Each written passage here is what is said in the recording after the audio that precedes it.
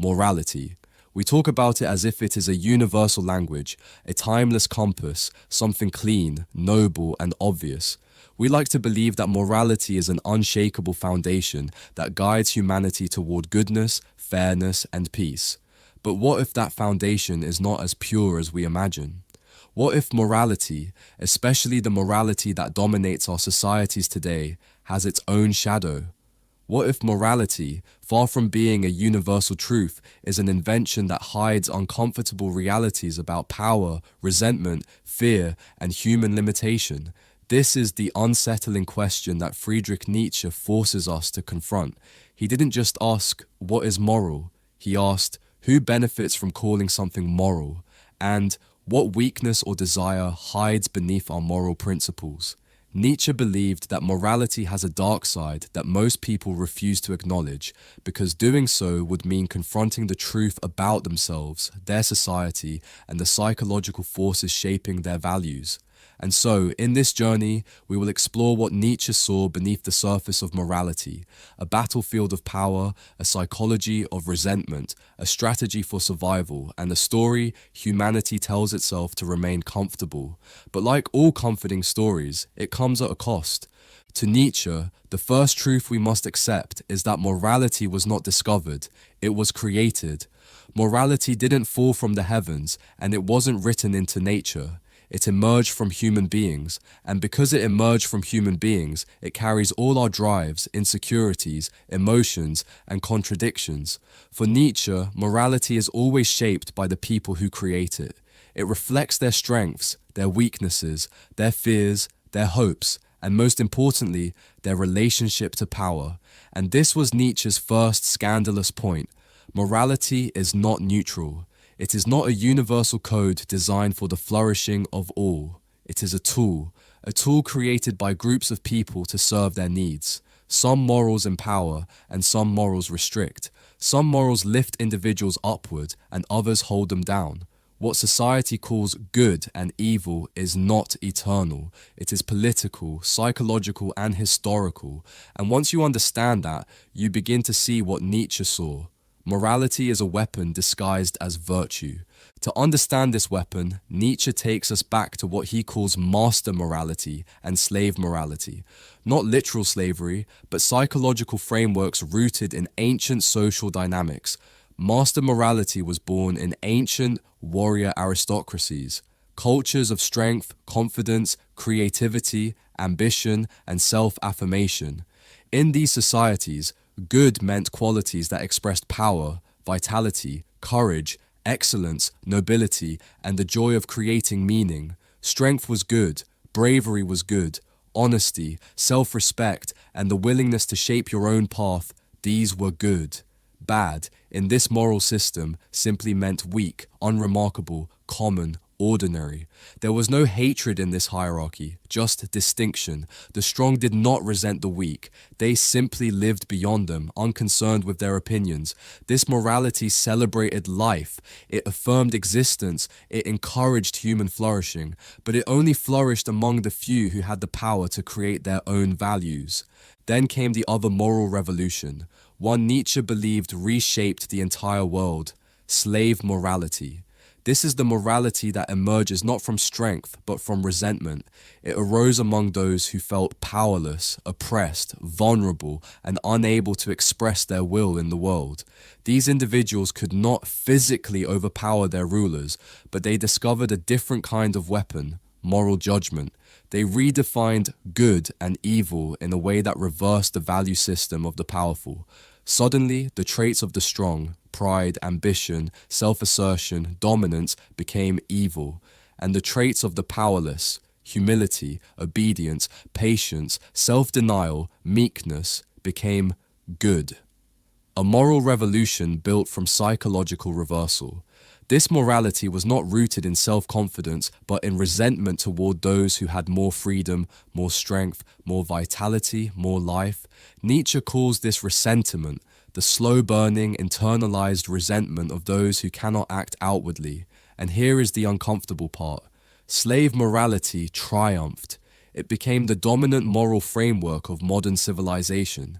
It shaped our religious traditions, our political ideals, our social expectations, and our sense of what a good person is supposed to look like. Nietzsche argues that we inherited a morality built from weakness, and we celebrate it as virtue. This brings us to the darkest side of morality, the part people least want to hear. According to Nietzsche, morality can limit human potential. It can encourage mediocrity. It can suppress creativity, ambition, and excellence. It can chain individuals to norms that keep them small. Morality can become an excuse not to grow. It becomes a way to avoid responsibility for one's own power. Nietzsche believed that many people adopt moral principles not because they are noble, but because they are afraid. Afraid of standing out, afraid of conflict, afraid of freedom, afraid of the burden of creating their own values. They cling to moral rules because it is easier to obey than to invent, easier to judge others than to risk becoming something exceptional, easier to resent the powerful than to cultivate strength within themselves. Morality becomes a psychological shield, one that protects people from confronting their own unrealized potential. Nietzsche calls this the domestication of humanity. Morality, especially in its resentful form, tames the human being. It disciplines the wild instincts that once drove exploration, creativity, adventure, and greatness. It replaces vitality with comfort, ambition with obedience, individuality with conformity. But Nietzsche doesn't want to return to brutality or chaos. His point is not regression. It is evolution. He wants human beings to become more than what they are, to move beyond inherited values and embrace a higher form of existence. But this, he warns, is impossible as long as we cling to moral systems that suppress the will to power, the fundamental drive to expand, create, express, overcome, and thrive.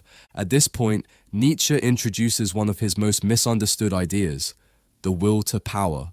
Contrary to popular caricature, Nietzsche did not mean domination or cruelty. The will to power is the basic human drive to grow, flourish, and express one's unique strengths. It is the energy behind creativity, mastery, innovation, artistry, self-overcoming, and the desire to live fully. But morality often suppresses this drive. It tells people to be humble, modest, obedient, selfless, quiet, compliant, manageable. It teaches them to mistrust their own instincts and potential. And over time, people internalize these restrictions so deeply that they believe them to be their true selves. Morality becomes internalized oppression. Nietzsche calls this internalization the bad conscience. When people turn their instincts inward because they are forbidden from expressing them outwardly, they become divided against themselves. They feel guilt for desiring what is natural, shame for wanting more, fear for asserting themselves. Their inner world becomes a battlefield between their inherited moral code and their deeper human drives. Nietzsche asks, what if your guilt is not a sign that you are immoral, but that you are suppressing a part of yourself that wants to grow? What if morality taught you to feel bad about your strengths? This is why Nietzsche believed that morality, for all its historical usefulness, has reached a point where it must be questioned. And this questioning is not comfortable. It requires confronting illusions that have shaped entire civilizations. It means acknowledging that many of our moral values were created for a different kind of human being, one who needed protection, not empowerment. Nietzsche believed the modern human being has outgrown this stage. But the old morality still clings to our minds, whispering that wanting too much is dangerous, that ambition is arrogance, that excellence is elitism, that strength must be apologized for. Nietzsche argues that the future of humanity depends on our ability to move beyond moral systems that hold us back, not by becoming immoral, but by becoming creators of new values, values rooted in strength, vitality, creativity, courage, and authenticity.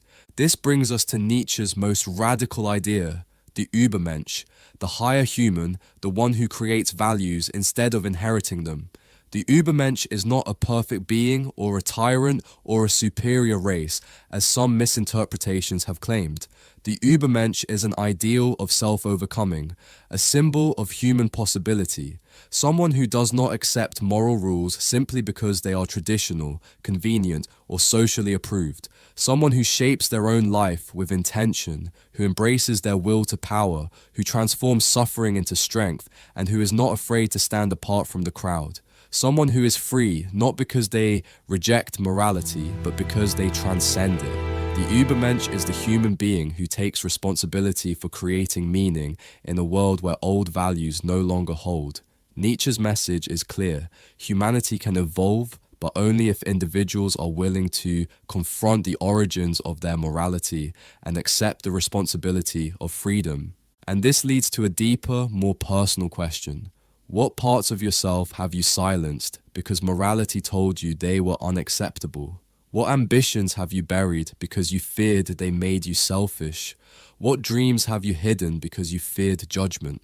What strengths have you disguised as weaknesses to avoid standing out? Nietzsche believed that each person carries undeveloped potential, parts of themselves waiting to be acknowledged, strengthened, and expressed, but moral conditioning often keeps these parts locked away.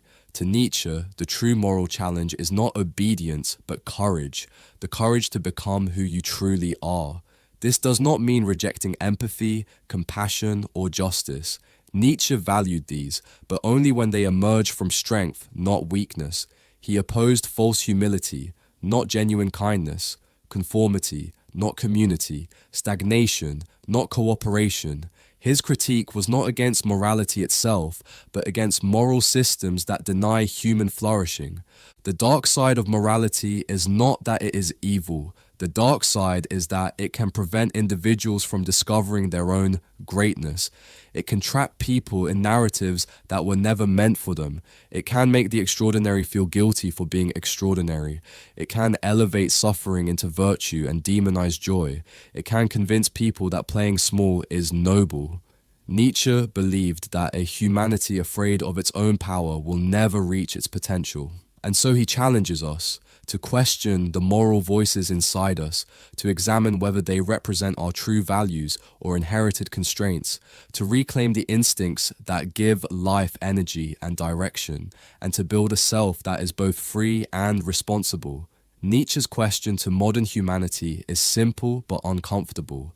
Do you live by your own values or by the values created by people who feared the very qualities you possess? And now we come to the most difficult part, what Nietzsche believed is the future of morality, not a rejection of values, but a reinvention. To Nietzsche, the next stage of humanity requires individuals who are strong enough to carry their own moral weight, who no longer rely on inherited commandments to define their worth, who can hold complexity without collapsing into guilt, and who can use their instincts as fuel instead of treating them as threats. A future where morality is not fear-based, but life-affirming, not resentful but creative, not restrictive but empowering.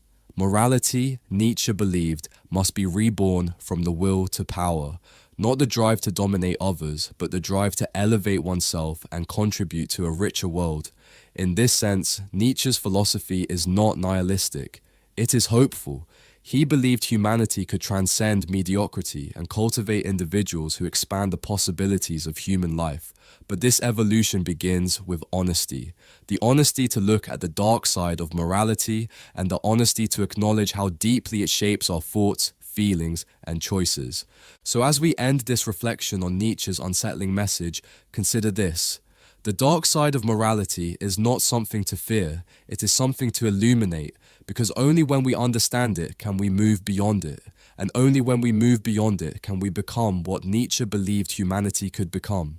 Not obedient followers of inherited rules, but creators of meaning, architects of values, and individuals strong enough to live truthfully, courageously, and fully. Perhaps the real question is not whether Nietzsche was right or wrong, but whether we are willing to confront the uncomfortable truths he revealed. Because once you see the shadow side of morality, you can no longer unsee it, but you can choose what to do with that knowledge. You can hide from it, or you can use it as the first step toward becoming someone who lives, not by fear, not by resentment, not by inherited expectations, but by the strength of your own becoming.